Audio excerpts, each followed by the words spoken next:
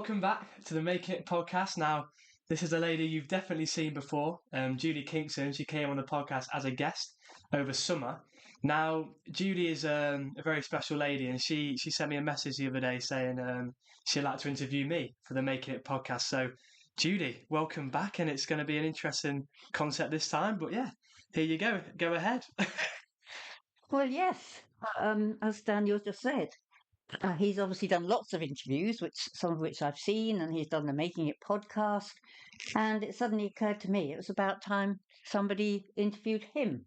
So that's why I sent him the message, and he has agreed. So here we go.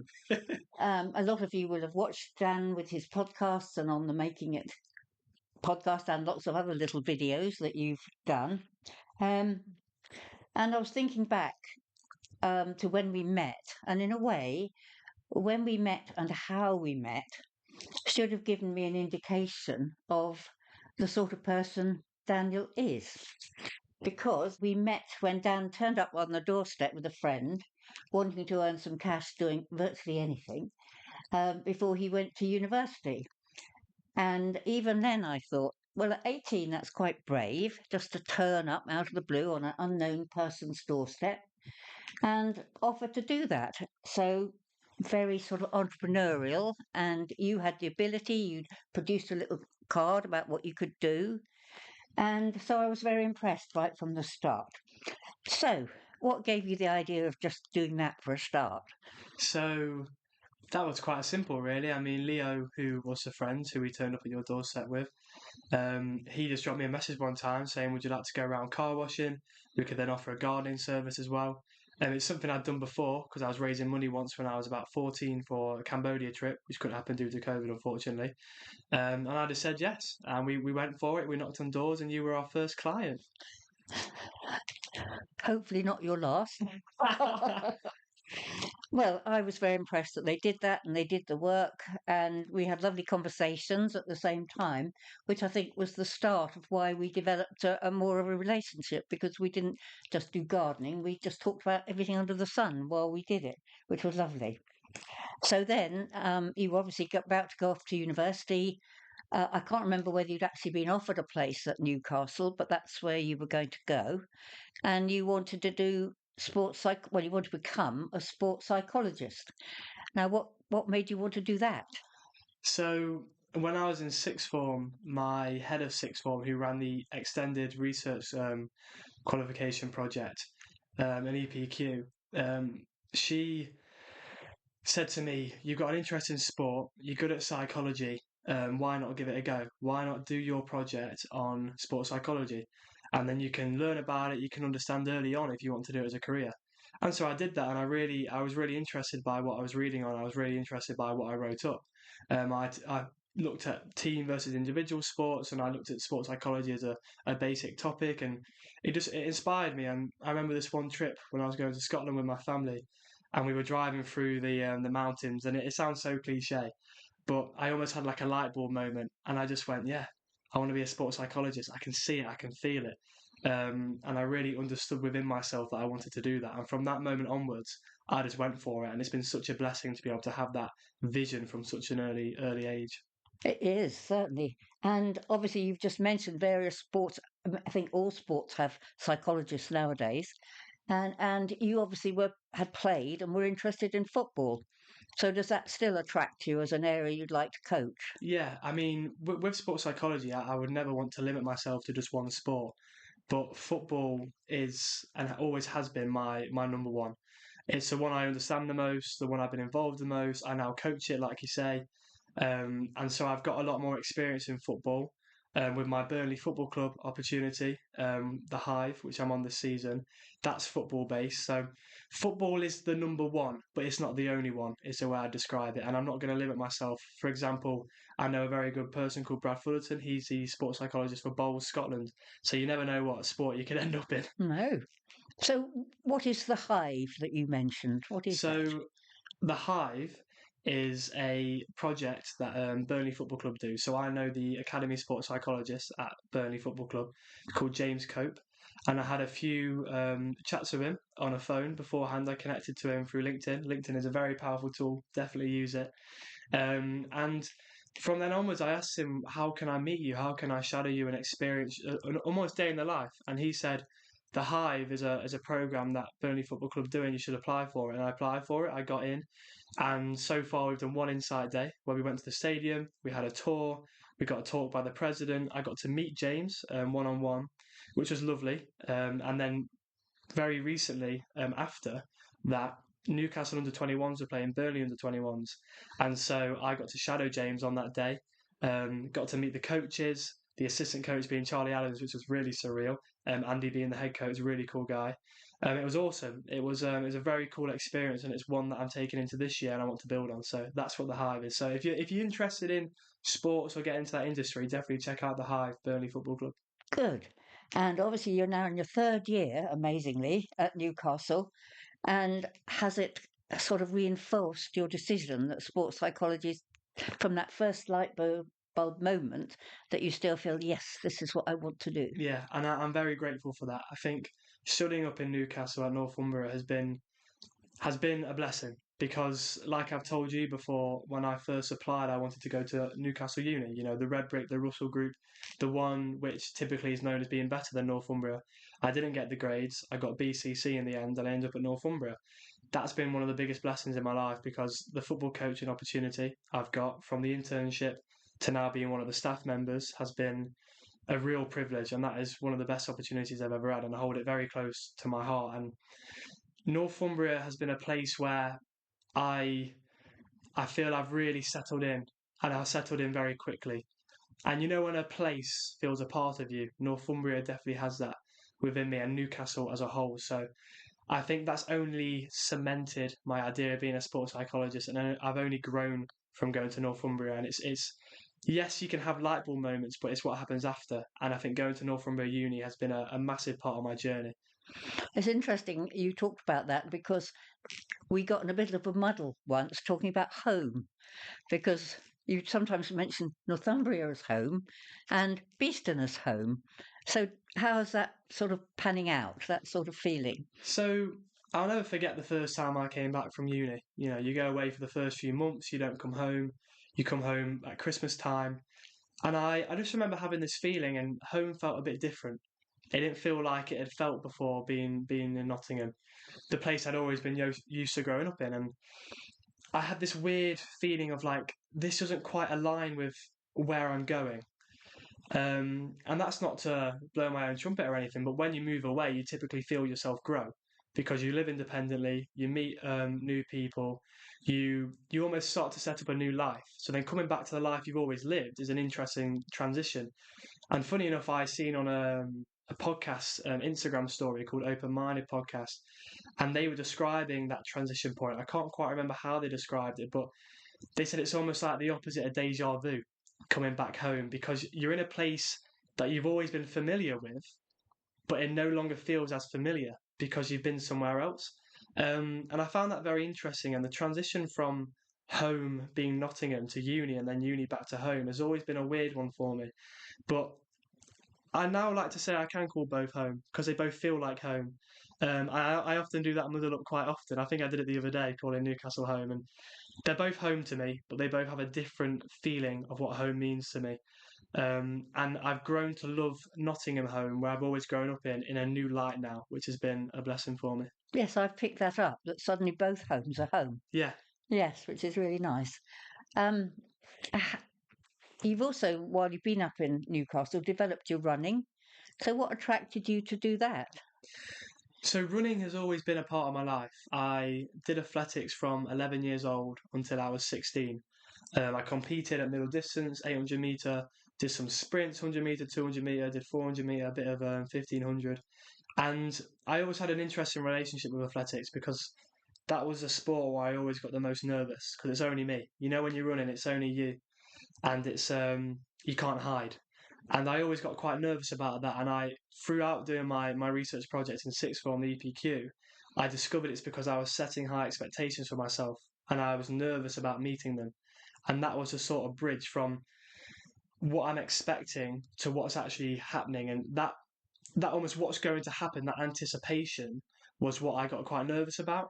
But then going back up to uni, I just remember saying to myself, I want to get back into it. And it almost felt like being in a new environment, being in a new setting, gave me that natural opportunity to.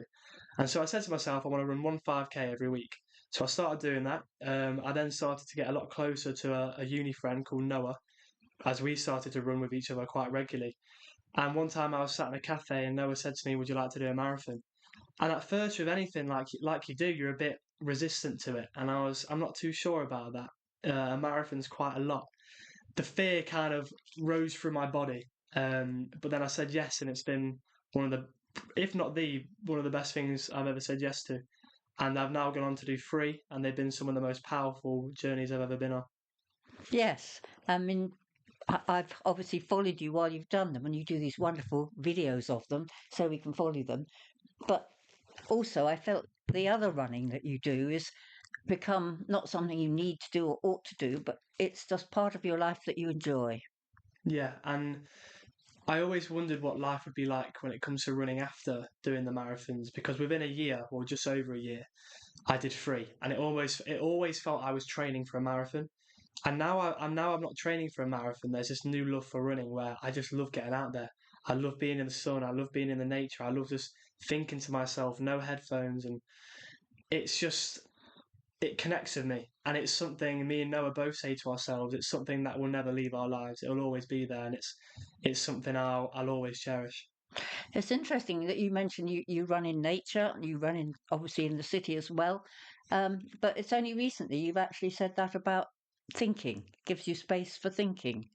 Yeah, so especially when I was marathon training, you're running out there for about a couple hours, and it's natural therapy, I feel. A good friend of mine once said to me he was doing therapy recently, and he said it got to the point where when he went to therapy, he felt he was continuing to feel sad. Because I do personally feel when it comes to therapy, there's a certain point where you get to where the problem has potentially been fixed, and it's time to almost enter the world without that form of therapy.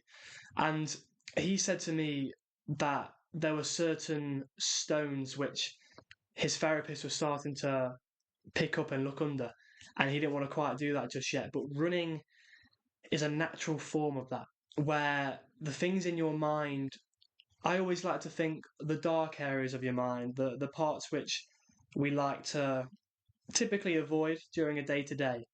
When you're out there for 2 hours and it's just you, no headphones, just running, these things will just naturally crop up. But it gives you a productive ability to be able to reflect on them and think about them, and actually think about the impact they're having on your life. And I think running has been in particular good for my dark thoughts, but just in general, just allowing myself to think. It's interesting that because I sometimes are part of a meditation group, and it's a similar feeling. You suddenly have this space, and that allows these thoughts to come up. And if you're with other people, it actually feels quite safe. But obviously, you do it on your own. Um, you've obviously been you video. I don't know how you manage to run and do videos, but you do. Um, so you've obviously been making videos for a long time because even when I first met you, you were doing little videos and making little comments and things. So how did you get into that? So I had a YouTube channel when I was I think it was year eight, so when I was about 12. And I stopped making videos when I was 16 because you grow up, you're like, I'm a bit too old for this now. But um, I've always had that feeling of I want to get back into this. I remember being in sixth form and thinking I want to get back into the YouTube, but I just didn't know how.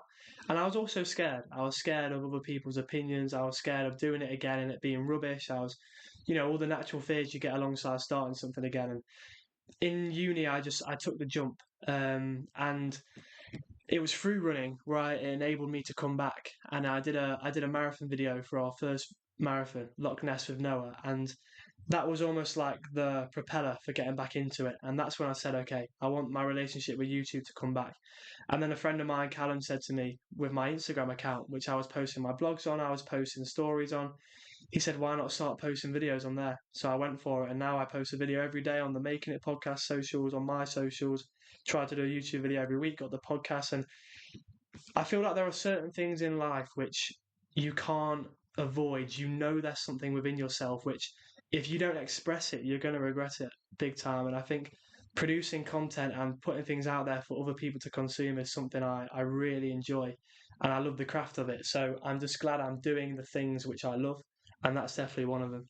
Do you think that will link in when you become a proper, fully qualified and maybe working sports psychologist? Do you think that's come into that? Yeah, because as a sports psychologist, you need to reflect on yourself and you need to do CPD, which is continual professional development. You need to always kind of be analyzing yourself. When you're doing your training, they often ask you to analyze your journey and the different things you've been doing and how that's made an impact on you. And I think by doing YouTube and doing a podcast, those things help you naturally do that stuff. By pushing myself to do a video every day, whether it's about sports psychology or just something philosophical or just something to do with life, it's pushing myself to be creative. It's pushing myself to think of things. I'm learning new topics because I want to make a video on them. It definitely helps, and I think they all intertwine with each other. And do you think you can actually use it with the people you're coaching? In terms of the people I'm coaching, I mean, yes, because there could be certain videos or podcast episodes I could refer to. Potentially, at some point, I may do content with them, and they can reflect on their own selves. They could come on the podcast. We could talk about things. It's something which there's only there's a limitless potential there. And I think with people I'm coaching, I think I know there's a few people that follow me, and one of them the other day said that seeing and seeing the videos, it inspired them to do running and stuff. So I think there's definitely a lot of potential for that. It's interesting that idea of inspiring others, that seems quite a big part of you. I think when I'm inspiring others, and I had a feeling then just saying it. I don't really like saying that because I don't want to act like I'm someone bigger than I'm not. But I think naturally you've got to go off the evidence, and some people have said that I have inspired them to do certain things, and I think being an inspiration to others, and I don't mean that in a massive scale, but even on small scales, just like making an impact on someone's day. I think that word impact is a massive one for me. And whenever you get someone who says, "Oh, keep up with your videos, like don't stop," I really enjoy them. For example, Jamie's mum, she said to me like, "Your videos are almost like a ray of sunshine in my life. I love seeing them; they make me smile." I've had other people say, "I really enjoy your videos. Like you don't understand how much some of these videos have impacted me." And when I hear stuff like that, it's a feeling it's very hard to describe, but it's a very fulfilling and enlightening feeling.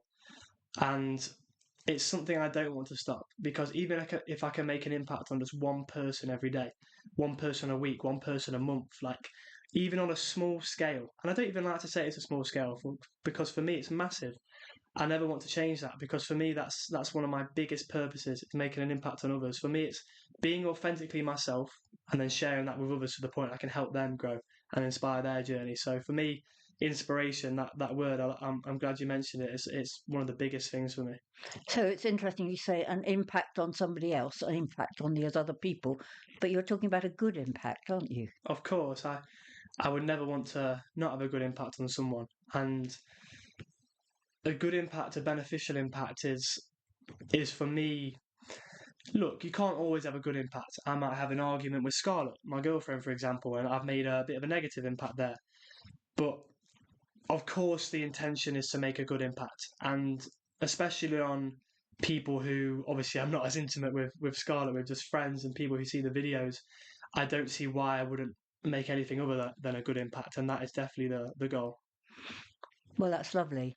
Um, Going on to the podcast itself, the Making It podcast, which is something that you've done for 53 or is it 54 episodes? 53 episodes, which is a real achievement. How did you start doing that?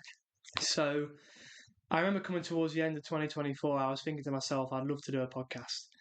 And I had an idea of doing my own one. And then I got a message from a good friend, a very good friend, a brother, Jamie Martin. And he said, "Would you like to do a podcast?" And I went, "Yes." So we went to Greenhood Cafe in Beeson. We had a chat. We both had our journals out. And we were both talking about the podcast. And I suggested making it because a lot of people like to talk about making it and I've made it and all this sort of different aspects of life. And we thought, why not explore those topics? And Jamie added the question mark because, those journeys are different for everybody. And from then onwards, the podcast began and we did our first episode. And it's been something which the consistency we've had of being able to do an episode every week, to be able to bring on powerful people like yourself on, it's a journey which has impacted me in many ways. And the Making It podcast is very special to me, to the both of us, to listeners like you. and it's a privilege to be on that journey. So that's how it started. Yes, and it has obviously developed enormously over the year, and I can see myself, and I'm sure others can, how it's developed both you and Jamie. And I think that's what it's all about. I think we never set up this podcast to throw life advice down other people's throats or say things that people should be doing in their lives, because everyone's got a different journey. And through doing the podcast, it enables us to share our journey, and it enables us to grow with each other and teach each other lessons and understand each other more and understand ourselves more. And then others can then see that and take that into their own life and reflect on their own selves. And what could I do a bit differently? What could my goals for 2026 be? What could I do to maybe battle my insecurities? And I think that's the best part of it. Yes. Um, I mean, I was amazed when you first started doing it, and I thought, now this sounds rather arrogant to me, really. You know, they're only 18, 19, 20. How do they feel they've got enough experience to advise other people? Um, but it isn't as though you dish out advice, is it? You sort of talk about what's worked for us. And I think that's the biggest thing. I think, you know, when you do something like a podcast, especially like you're saying at a young age, where realistically you could say we've not achieved anything, you know, in terms of like we've not had a career, we've not lived a life, we're at the early stages of it, you know. Um, we're not experienced individuals in terms of life, but we've got different experiences in different aspects, such as coaching, such as Jamie doing a podcast already, such as his commentary, me going into sports psychology. We have an experience just like everyone does. Everyone has their own life experience. And, you know, you can typically have some insecurities. Some would say imposter syndrome when you do something like this, because how are we in a position to tell other people how to live out their lives when we've barely lived ours? Some could say. But that's where I think, as I mentioned before, it's not about that. It's about just sharing our journey and letting others be involved in that. That's the beauty of the podcast, and it's very open minded. We're not shut off to our own lanes. We're very open to opportunities and open to other people's ideas, and we're not shut off people. And I think the idea of the Making It podcast is that everyone's on a Making It journey, whatever that means to someone, whether that's being a mother, a brother, a parent, a teacher, anything, and you know your own mental health. And I think the Making It podcast is a great platform for that, and we only want to grow that further.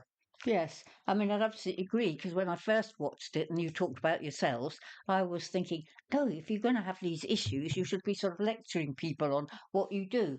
But you've taught me through your podcast that it's much more effective to do it the way you do. When if Jamie said he's been struggling with something, he walks down the road and worries about something, and you just explore it, as you say, from your own experience. Um, do you think that ability to do that and the bravery often to share really deep things has developed? Do you think you've got, well, I think watching it, you've got much more open about quite difficult things. Yeah, it's interesting because I watched one of our early episodes. In fact, it was our first one the other week, and it actually kind of started as if we were trying to give life advice. Yes, And now it's become a podcast where we don't try and do that anymore. We just share our experience and what we've took from it and the things we've learned from that, which people can then take on board if they want to. And I think the whole being open thing, I think naturally over time, the more you get used to doing something, the better you are at being open with it. But being open is not easy. And I think Jamie's definitely inspired me to be more open on the podcast, because Jamie will dive straight into some of his deepest I issues, which know. I reckon I could still maybe open up a little bit more about. But it's a very difficult thing because it's vulnerable. Um, but I think that only allows other people to do it. And I know I've had certain friends say, shout out to Johnny Day if he's listening, say that listening to other people open up can only help yourself open up. And I think that's the beauty of it. Yes. Well, as I say, you've taught me a lesson there about how valuable that is. Um, and you've obviously explored 53 different themes over time. So, how do you come up with the themes you're going to actually sort of explore each week? To be fair, it's nothing complex. We just before we do a podcast, me and Jamie are in the studio on our screens, and we'll both say to each other, "What do you fancy talking about this week?" I'll say, I want to speak about this part of my coaching, or I want to speak about this part of my relationship that I struggled with this week, or something that went well. Jamie will go, for example, last episode, I want to talk about procrastination.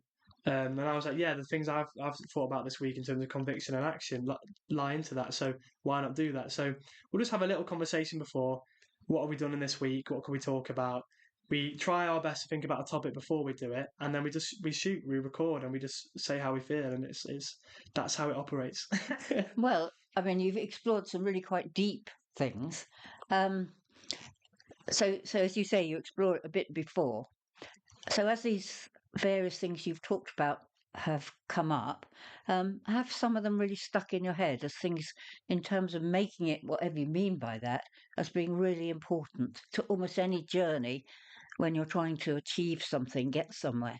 Do you think some of those things you've talked about have been really important there? Yes, 100%. I would say number one is being open-minded. I think that's been the biggest lesson I've took from 2025. And the beauty of being open-minded is you gain a lot of patience through being open-minded. You gain a lot of understanding through being open-minded. For example, I might be sat here right now, and you come in to this living room, and you're frustrated about something in the garden. I could sit here and go, why the hell is Judy frustrated about something in the garden? That's just a small thing. But for you, that could be a really important part of your day. And I think a lot of us can be quite closed off to other people's perspectives because we like to think we're right. And I think being open minded is a very, very powerful tool in terms of understanding others and understanding that our way isn't the only way, and that we should understand that a lot of people have a different view on life because they've lived a different experience. We've all got many different memories, many different contexts, and I think the power of being open-minded is a powerful one, and that's something I've really learned from doing the podcast. Well, that's really good because the odd things you see and hear about social media, it's often very negative. Mm. You know, people are slating other people and saying nasty things. I think what you're doing and what you're saying could be really quite important in the future. Um, a sort of lesson that you could give to people that might make quite a big difference. Well, I think you often see, I don't like the word, but you often see in politics, and you see when it comes to arguments in terms of, the country and various different things, we have a lot of arguments, we have a lot of clashes. And a lot of people will be in one side, a lot of people will be in the other. One side thinks one thing, the other side thinks the other. And I know that sounds very simple, but on this side, you've got someone who has grown up with a different set of parents, grown up with a whole different upbringing. On this side, the same thing. It could be the exact opposite. So no wonder this person feels this way, and no wonder why this person feels this way. But I think something I like to take on board is, what about being this person and understanding both sides and trying to make a neutral sort of argument? But for some reason, we don't like to do that. We like to be So, one way or the other, and I don't like to get myself wrapped in those sort of conversations because they only end down an angry spiral, well, so to that's right. speak. Yeah. That's right. But it is interesting that I think sometimes you can actually see both sides of a coin. And that's much more healthy, isn't it? No one's right, no one's wrong. It's the way Yeah, I like to see things. yeah, that's very important. So the two that I've picked up, particularly gratitude is one and reflection. I knew you'd say those two. I Well, knew they it. really, um, they've almost particularly, well, both of them have transformed my attitude to those two things. I mean, the world is a beautiful place. As you know, I love nature. I like people. I like little ones, particularly, I've had a lot to do with. Um, so that gratitude I've felt has been really important. Being thankful for what is good. It's so easy, as you say, people focus on the negative all the time. Um, so, what do you feel about things like gratitude and reflection? Because for me, that's made a big impact. Well, when I thought about the key themes which we spoke about on the podcast, and the key themes that I've took into my own life, those two were what came to front of mind very quickly, alongside being open-minded, and I think they both go hand in hand. I think gratitude is something a lot deeper than a lot of us may think. I think a lot of us think being grateful what am I grateful for today? I'm grateful for you. I'm grateful for the podcast. I'm grateful for it not snowing or being too cold today.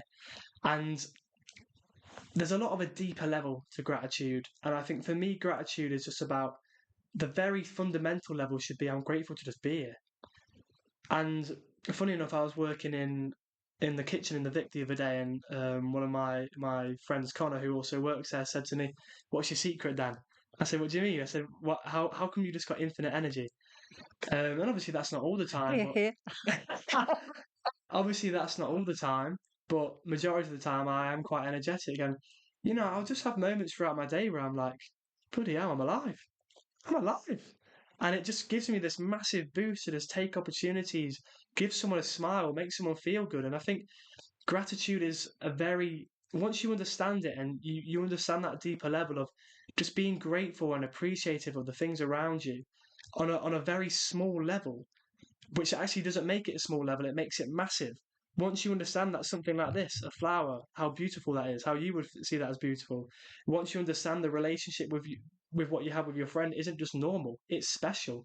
And once we're grateful for things, you start to really take them in more, embrace them more. And I think gratitude is the fuel, as I once heard Gary Vee said, and it's so important. And in terms of reflection's important because you can't live your life going bullet into the wall. You've got to think about your processes. You've got to reflect on how your day's gone. Why didn't that go so well today? Why did that go well with anything in life? And then you can improve. Yes, I do personally think we can try and reflect too much to the point where we're thinking rather than doing.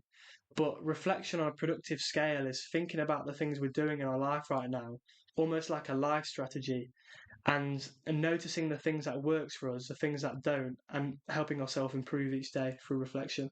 Yeah, it's interesting when you said being grateful for being here. This is my 82nd birthday, and I'm jolly grateful for being here.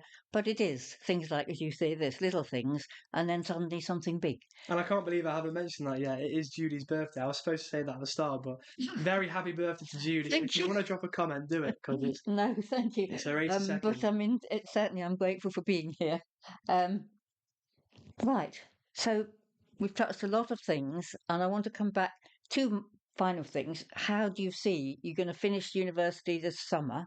How do you see you going on beyond that? Not just with your career, though obviously that's going to be a big step, but what do you want to take beyond university? I think university's been, as people would say, the best experience you can have. And uni's taught me a lot of things, but I think the biggest thing it's taught me is understanding who I am. That independence has allowed me the space, as we said earlier, to understand who that is and who I want to be. And meeting new people, being in a new environment, reflecting on home, all these different processes we've spoke about have allowed me to understand the person I want to carry out in this life. And after uni, on a career sense, I'm going to do a master's in sports psychology. But on a personal sense, I want to take all these things I've learned from university in terms of my personal life and the experiences I've had, and I want to take the core principles of that, being open minded, reflecting, being grateful into my life on a daily basis. And I think the future's exciting, and I'm excited for what's to come. But it'll be a sports psychology masters, and then the future knows what it holds, but I don't quite know what that holds just yet. No, no, you don't. Um, I said right at the start that when you first turned up, I realised here's somebody who has ideas, has the abilities and stickability to pursue those ideas and the talents to work out how to do that. But I've also learned through knowing you um, that you're more than that, but you're a very caring person. Is that true? Would you say you Yeah, care about people and yeah. what affects them? I think I'm very glad you mentioned that word because ultimately, within everything we've spoke about, I think one of the most underlying things for me is caring. And I think the word care is very important because, like we speak about, a lot of people can kind of think about themselves a lot. And I think the beauty of putting others, and obviously you need to make sure you put yourself first at crucial times, but putting others first a lot of the time is for me, very important, and understanding others, because there's a lot of people who would quite happily have their way with the sacrifice of someone else not having theirs. And for me, caring is important because you're thinking of someone else's feelings, you're thinking of someone else's emotions, you're thinking of someone else's journey, and you're actually giving a toss about it. I think there's nothing worse than when you're around someone who you think is, I don't know, belittling you or doesn't really care about you, will just say hi just because they have to, will just be around you because they know someone else. But when someone really cares, they really want to understand you. They actually want to be there talking to you. They want to interact with you. They're real. And I don't think much beats that. And I'll never forget the saying. I believe it's Theodore Roosevelt. He said, "People don't remember what you told them or what you know." Don't know the exact phrase, but they remember how you made them feel. And I think that's the most powerful and important thing for me. Well, I'm really glad that's, again, part of this much more positive, caring, generally better world sort of feeling. Can I just add to that as well? I think people need someone who will listen to them. And I think that's something I like to take on my life, because there's a lot of people who will talk and they get talked over, or they'll talk and they don't get the full room to talk because someone wants to say their say on it. And I think we need to be giving people more of a platform to open up and really express themselves. Yeah, that all sounds very positive. Right, so obviously I've met you when you started the gardening and followed you through the podcasting, and we've kept in touch online and when you're home. What do you think? As I said, I'm 82 today, you're 21 about 2 weeks ago. How does a friendship between two rather unlikely people, what sort of sustains? Well, I know some of the things from my point of view. What do you think sustains friendships, even unlikely ones? I think reciprocation. I think both sides appreciating the friendship, both sides caring, as we just discussed. And I think when you have that reciprocation and you understand someone cares about you and someone is there for you and someone does want to be alongside your journey, and you know they're real, I think that is probably the biggest fuel for a friendship. And I think, you'll speak to me every day and I'll speak to you every day, and we both give some of our energy to each other every day by messaging each other. You for my 21st, you gave me that amazing mosaic, and that's really thoughtful. And so I'll return the favour with some flowers, a nice card, and a letter. And I think when people reciprocate, I think they're what build the foundations of a friendship, because that reciprocation comes from real care. Yes, and it's positive reciprocation. You're not just saying horrible things. Not that I would, but right. I really wanted to know that. So thank you very much for talking about that last thing. Okay. Is there anything else you'd particularly like to say about your own journey since, well, certainly since we met? I think since we met when I was 18 and now I'm 21, 3 years down the line, 3 years of uni, a lot has happened. There's been a lot of growth, but I think the biggest thing I've understood is almost everything we've spoke about wrapped into one, and that is finding out who you really want to be in the world, understanding who that is, and going down the path you should go down, not walking down the road and just having a little look and going, "That's me," and just going, "But I don't want to jump in there. It's dark. I don't know what's on the other end." But going down there and exploring it and taking your path, because I think if there's anything that is important to everyone, it's when you're older, and you'll know this, when you're reflecting on the things and the decisions you made in your life, and even reflecting on your life at any age. I don't want to live a life where I'm regretting the choices I made. I want to live a life where I know I went down the path, which meant I no longer had to ask the question, "What if?" I knew what if, because I found out. And it's scary, it's daunting, but there's nothing more rewarding. That's really helpful. Just finally then, unless there's anything else you want to mention, when I opened my phone this morning, this popped up. I don't know why. My phone is a mystery to me, as you know. But it just popped up on my screen. Dreams don't work unless you do. What do you think of that? I've seen that before. I've never seen it before. And why it decided to come to me today on my birthday, I don't know. Is this a message? You need to start your own podcast. No. I've seen that before, funny enough, on a Snapchat filter.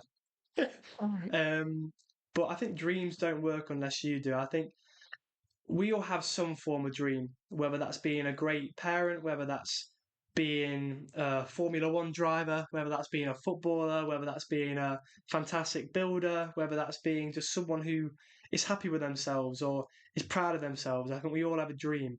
And I think in terms of dreams don't work unless you do, like almost like the path. You can let that path sit there and you can not go down it. You can just let it be a dream, or you can do the work and actually take those steps to unraveling that dream. And we do get one chance, and I think often we forget that. I think often we forget that time doesn't last forever because it feels like we have a lot of time. But the moment you start taking those steps towards the things you dream about, the more fulfilling things feel. And I would probably say the more enlightening life becomes. Yeah, absolutely. So, as far as I'm concerned, that's been a great pleasure. And it's confirmed what I've already thought about you anyway, that how lucky I was you knocked on my door all those years ago. Well, only 3, but it's been quite a long journey. I know hasn't it has. And so just thank you for that. No, I'm very, very grateful and privileged that you asked me to do this. It's a privilege, Judy. I've been very grateful to meet you. Thank you very much. That's been another Making It episode, a different concept, but an exciting one. Hope you enjoyed. That's been Judy and me. Thank you, Judy. Thank you. Take care. Right on time. Feel so right.